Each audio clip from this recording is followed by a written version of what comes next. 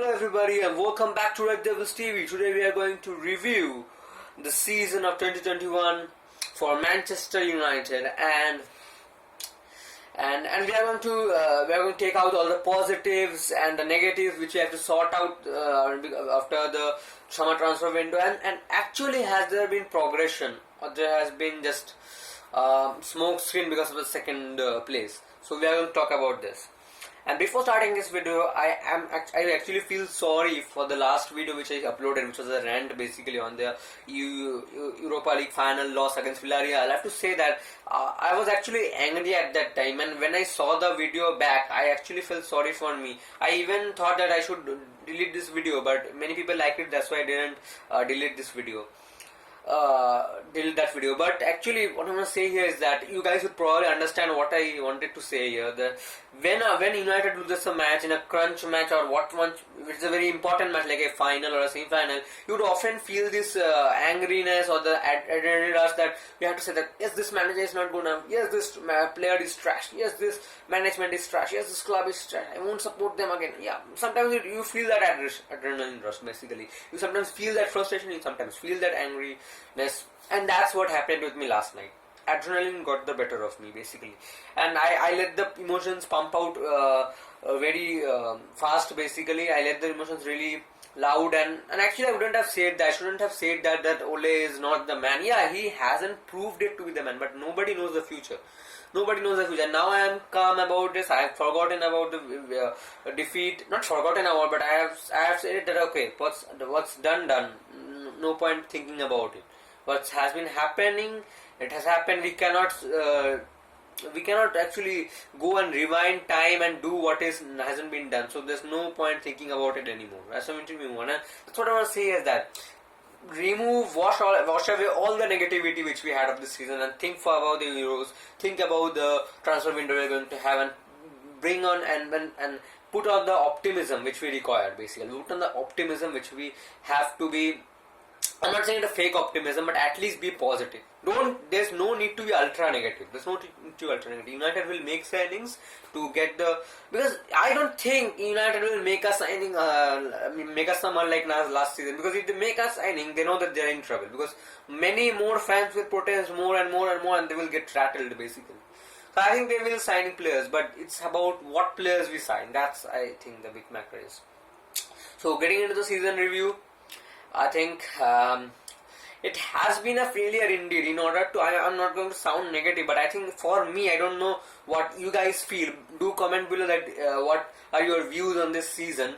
But according to me, I think this season is a failure. I mean, how is this season not a failure? Because we lost the Europa League final, we lost in the FA Cup quarter-finals, we lost in the Carabao Cup semi-finals also, and we got knocked out of the Champions League in the group stage. So I think this is a failure. And to be honest, judging by the Manchester United way of progression, this is not progression. Just getting 8 points better than last season is not progression. You have to win trophies. If I would have said that this season is a progression despite getting 74 points if we had won the Europa League. Because winning a trophy is always progression. It's never a degradation. So I think we needed to win a trophy and I think it's a failure. I think it's not progression. But if you want to see it as a technical way or progression on paper, then I think it's progression. 66 points last season, 74 points this season. So I think then in that paper-wise progression, I think it's progression. But if you judge from your bottom of your heart by your standards, by the Manchester United way of progression, the standards which we have, I think many people would question that this is a progress. But I think I'm going to list all the players and who's the best signing, who's the best player of this season, who is the most surprise package, who has been the most disappointing one, who's the underrated player. I think I'm going to give a sight on that. So best player of the season, Bruno Fernandes. No doubt about that. Without Bruno Fernandes' goals and assists, he would be with Arsenal. He would be in bloody Arsenal basically in the table. And I don't even want to talk about it. How does it feel to finishing 6th or 7th? Because because we have done it under Mourinho and we have finished 7th under Moyes. I think Moyes. We have finished 7th under Moyes. So I don't want to say anything about that. The most surprised package is Luke Shaw. I always rated him as a very good left back. Sorry, not left wing. I always rated him as a very good left back, but he has exceeded the limits. He had exceeded our expectations. He was so good throughout the season. Consistently, he was playing so good. And I fully agree with if he gets a Player of the Year, I think he should get it because Bruno Fernandes hasn't been up to that level which he was producing before February, and I don't blame him at all because he, in my opinion, I think he was more overplayed. He denied it absolutely. He said that I am 26 years old, so that's why I have to play more and more games of almost all games. I cannot be tired. But there is something called the physicality. There is something called boost adrenaline, and if you play more and more matches, that will drain your adrenaline. That will drain your energy. So that's what I want to say is that if Luke Shaw gets the Player of the Year award, I think it's okay. I think PFA award, sorry, not Player of the Year, PFA award, but I think Ruben Diaz will get it. And Luke Shaw. Luke Shaw's resurgence has to be, the credit has to be given to Ole because he said himself that under Mourinho his confidence was dipping, and it was continuously dipping, and there was no uprise in his form, and he was almost kicked out of the bench only because I think under Mourinho, in his first 2 seasons, we had Ashley Young as the starter left back. Then we had Darmian, I think, Darmian. Then for some time, I think it was Daley Blind. So he got kicked out of the team basically. But I think this resurgence has been very good. And the best signing of the season, gave it to Eric Cavani. Pass him the ball and watch him score all the goals.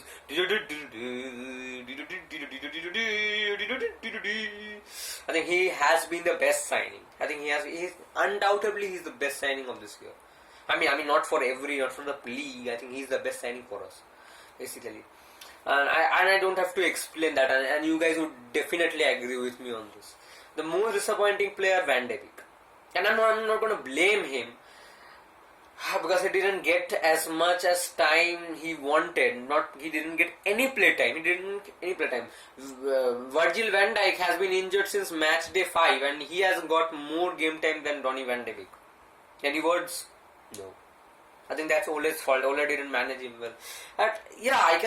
We can see this Donny van de Beek perspective from 2 different point of views. Is that first point of view, he didn't get enough game time, but second point of which I also agree to some extent is that he did not perform that much well when he got the chance. He gave a good few flicks, good through balls, good passes, but you have to question yourself, is that enough to be in someone for the Manchester United midfield? Because there is level to this midfield. There is a level to this team basically. Yeah, many people would agree that people like Scott McTominay and Fred are going in, so why shouldn't he go? And I agree with that. I absolutely agree with that basically, and there's very little point to not agree with that.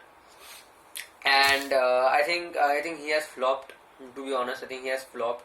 And the most unwanted player, I think Alex Telles. Alex Telles pushed Luke Shaw a lot, but I think Alex Telles didn't do enough. I think he has deteriorated a bit. I think we had brought him for his attacking gameplay, and he hasn't been up to that. Yeah, I saw him putting some good crosses in the later games of the season, but I think he hasn't been up to that par. And I think the resurgence of Paul Pogba is also impressive. I think many people was actually hating on him when we got knocked out by Leipzig in the Champions League, but then after he was class during the January period. And let me remind those Paul Pogba haters, without Paul Pogba we wouldn't be in the title race because he scored those crucial goals against Burnley, Fulham. That gave us a top spot. Yeah, it was not for much long, but yeah, we were on the top for almost 2 or 3 weeks basically, and then Man City came around and just run away with the title. So we cannot do anything about that. And in terms of progression, I think Ole has done a good job. And I cannot complain with that. Ole has done a good job. But the only thing which I want to complain is that he hasn't been that ruthless. I want him to be a bit ruthless. And do I think that he is the man to take United forward? No. But do I want him to get a chance? Yes. See, the people don't understand me properly, and maybe I am also complicated things. I'm not blaming them. What my feeling is towards Ole Gunnar Solskjaer is very simple. If he has to get back, and if it doesn't works out with him, he gets sacked. Simple as that. And see, we all, at the end of the day, we all want Manchester United to be successful. It doesn't matter if it's under Antonio Conte or Zidane, or it doesn't matter. We want it to be successful. And if it's not under Ole Gunnar Solskjaer, fine, let's move him on. And that's what I want to say is that. That's my whole point of view is towards Ole Gunnar Solskjaer and his managerial career at Manchester United. So I think he needs to be given a bit time. I had been rash in my last video. I think he should be given some time, and he has been progression. But I think that there is something which he has to improve on, is that he has to stop picking those favoritism things and judge and pick player on their abilities and their output, not judge on favoritism and he is made and jobs for a boys thing. That shouldn't be done. And second thing, he should make substitutions more and more. And I think substitution thing is that he has been, and what I said in my previous video, I would stick by it only. He played at Manchester United as a substitute, and he was called the super sub. And if you form a committee of substitute players, he would be the CEO of that, because he is the idol of super sub players, because he was the best super sub player. I can agree with, and I can argue with anyone on this, basically. In my eyes, yeah, people can bring any other players from any other countries, but I don't know that. But in major footballing, in European football, I think he was the best super sub I have ever seen, and I have ever known, basically. I think he should be putting more emphasis on substitutions, and I think you should trust more players. And if you don't see, at the end of the day, why has been Liverpool and Man City have been so successful since the last 3 years? Because Klopp trusts the whole team, and Klopp and Pep trust the whole team, and those who do, and the players who don't get enough trust by him, they get shipped outside Manchester City or Liverpool, and they get sold or loaned. Basically, that's what happens. So you have to show emphasis on at least 16 to 15 players. You can't just have trust around the only 11 players and that's it. I think Manchester United need a bit of leaders also, because we have Cavani, Bruno, Maguire, and I think David De Gea. Those are the 4 leaders, but I think we need more and more leaders. I think at least if Declan Rice comes to United, that will be a leader. That will be absolute. He will be, because he is the captain of West Ham United at a short age, basically. If Varane comes, he will be a leader. So I think we need more players like that to give that winning mentality, that yeah, we can go and to win matches, basically. In crunch matches, what I want to say is that. So I think that's the thing which I want to say here is that. And the last thing which I want to say is that Ole has to be backed. See, the situation of Ole Gunnar Solskjaer at Manchester United can be seen from 2 perspectives. It is just we can see it basically from a 2 side of a coin, basically. First side, like this whole negative United which is going around United news, basically, which is going around, that he is not good enough, which I agree enough. And he, no matter how many signings you give him, he doesn't trust his player. He has got favoritism, that's why he cannot run Manchester United. Yeah, I think, and I won't be offended by any player, any fans who is, regardless of what they're Ole or all that, because everybody is entitled to their opinions. I think everybody is entitled to their opinions, and everybody should stick to their beliefs and opinions. If you're Ole out, if you're Ole out. If you're Ole in, you're Ole. Simple as that. So I think until unless something major happens, that's what I want to say is that. So I think there is 2 sides, and another side we can see is that yeah, he hasn't been backed. He hasn't been given the signings what he wanted, and I think if we give him the signings, we can win the Premier League or something trophy, FA Cup or Carabao Cup, we can win anything. So I think there is 2 sides from which we can see Ole's perspective, Ole's situation, basically, and that's what I want to say here is that. And the only thing by which we can actually judge him is that if he gets, and there is actually currently an update by Sky Sports that he will get a 3-year deal, and which I am content with that, because you can't give a manager a 2-year deal, because if he succeeds next season, then we would have to renew his deal again. So I think 3-year deal is okay. And I think Fabrizio Romano reported it that Sir Alex Ferguson, John Murdoch, Darren Fletcher, Ed Woodward, Richard Arnold, and Ole Gunnar Solskjaer has attended a meeting to discuss further summer transfer targets, basically. And I think he has been promised. I think he has been promised 4 signings, basically 4 major signings, not the free goalkeeper we are getting from us. I think it was Burnley or Aston Villa.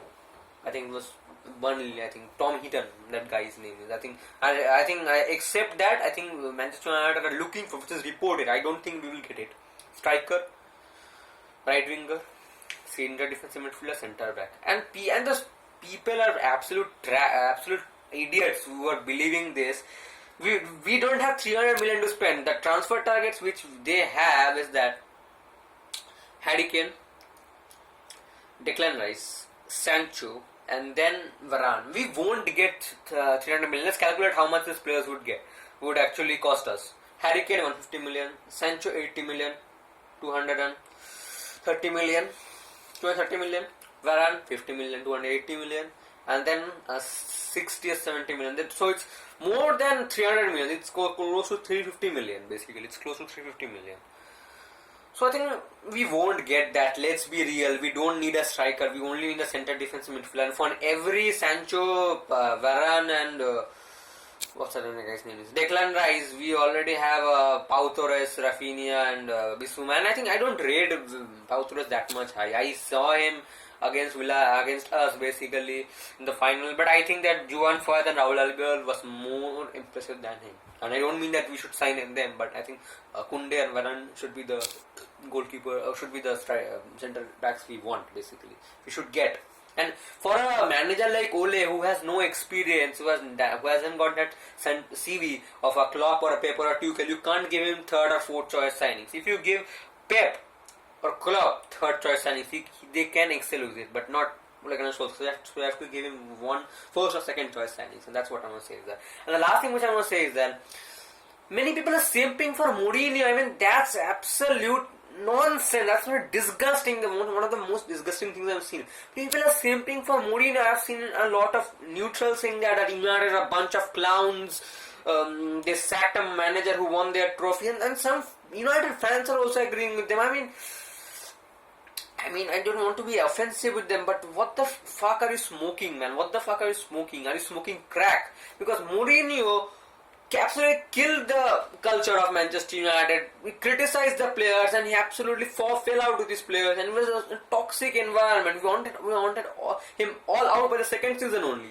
Yeah, he won us the 3 trophies in this first season, but it actually hid the problems which we had at dressing room, the cracks which was actually happening in the dressing room, and we already saw that. So there's no point simping for Mourinho. And people are saying sack Ole and bring someone. Okay, I have made my point clear that I would sack Ole because the season has been good, but for whom?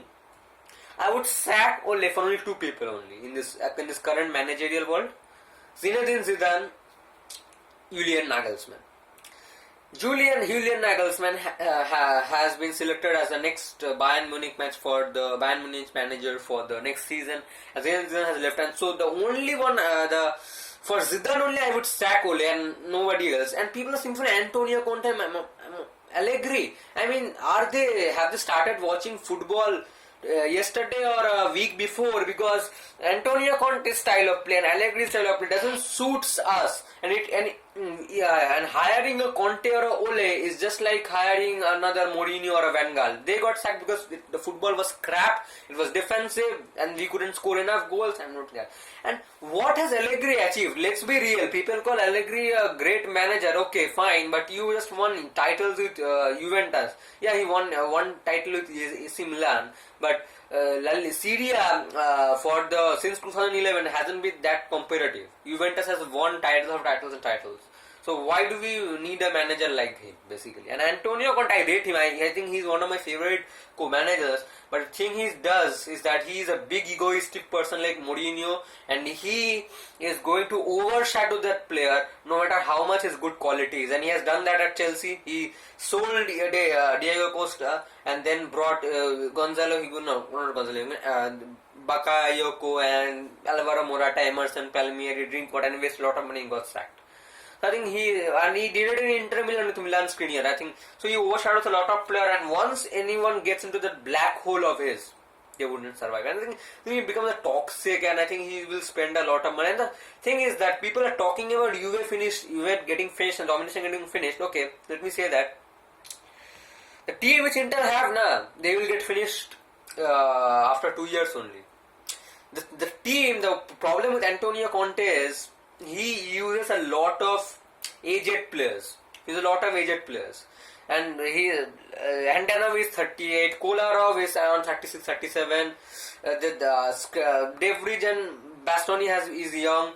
Left wing is Alexander, sometimes Ashley Young, sometimes Darmian. They're all old players. And then it's Ashraf Hakimi in the right wing. He's young. Okay, Brozovic is old. Eriksen is getting old. Nani Golan is old. Arturo Vidal is old. And only the strikers are young only. Then what's the future of that team? There is no future. This is the problem with managers like Van Gaal, Mourinho, or Antonio Conte, and even to some extent,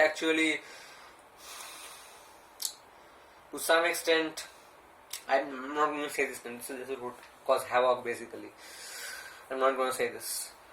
To this managers is that they succeed in a short period of time, but they don't guarantee long term success. That's what will happen, and the problem is that Antonio Conte relies on a lot of experienced young players that will absolutely annihilate the young players which are coming through, like Greenwood, Antonio Elanga, Amadiel, Facundo Pellistri, Hannibal, Shoretire, and that will absolutely annihilate those kind of players basically. And I don't want them. I want us to carry the Manchester United DNA. That's what I want. That's what I want.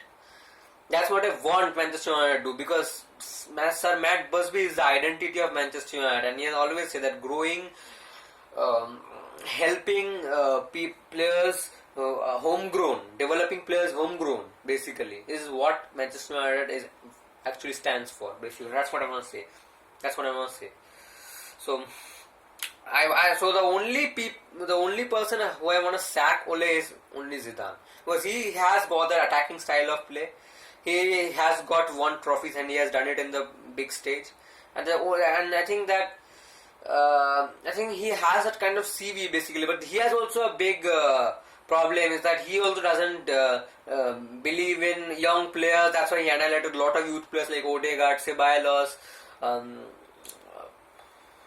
I think Landry Lunin has been gone, Jesus Vallejo, the Hernandez brothers, Kovacic, a lot of players have been sold. Brahim Diaz, he doesn't believe in the youth team, and many, I have a lot of Real Madrid fans who are my friends basically, and they've been complaining about this the whole season, that he doesn't trust enough, and if they had those kind of players who are injury resistant and young basically, they would have won the La Liga title, and I agree with them sort of thing. But nobody is flawless basically. Everybody has flawless. Ole Gunnar Solskjaer is also flawless. He's not flawless. He has also a lot of flaws.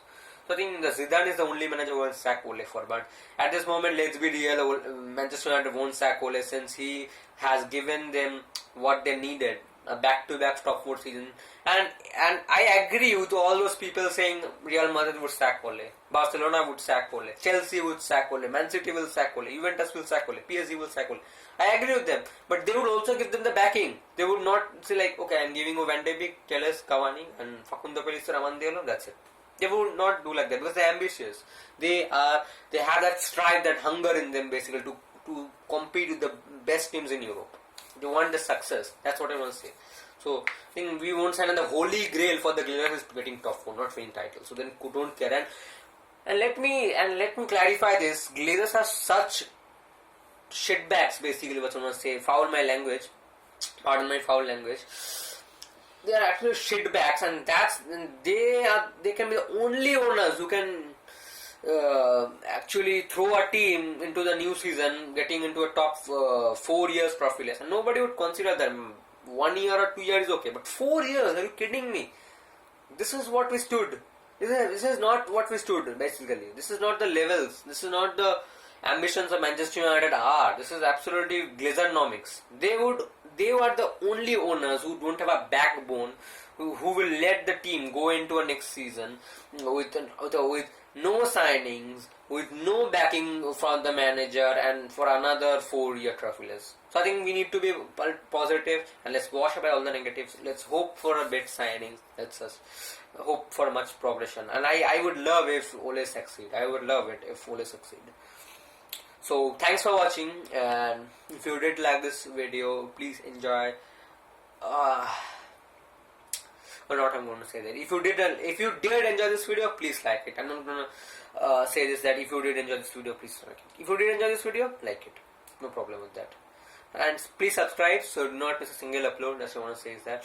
And there is a new segment going around. There's a new segment which is coming in our channel, is that United Daily Transfers News. Since the summer transfer window is going to open from July, is it June? No, I think it's July 9th. I think it's July 9th. Is it July 9th? No, it's 9th July. Sorry. I'm mixing up with the Euro dates. It's 9th June. It's 9th June when the summer transfer window is going to opening. And if there is significant amount of transfer news, I think we are going to upload. We're going to upload new videos on daily basis on this transfer rumors and transfer. If any player signs a new contract or a new player signs for Manchester United, we would give definitely the reaction basically. So that you can stay tuned for that basically. And I'll be back with the UCL preview for Manchester City and Chelsea, and so I'll catch you next time. And actually, let's just hope. I'm not gonna. I can talk and talk basically. I can talk, but I don't want to bore you. Already the video is too much long, so just so that let's just be positive and just hope that we can at least not win the title, at least we can win some trophies going into the next season. Adios.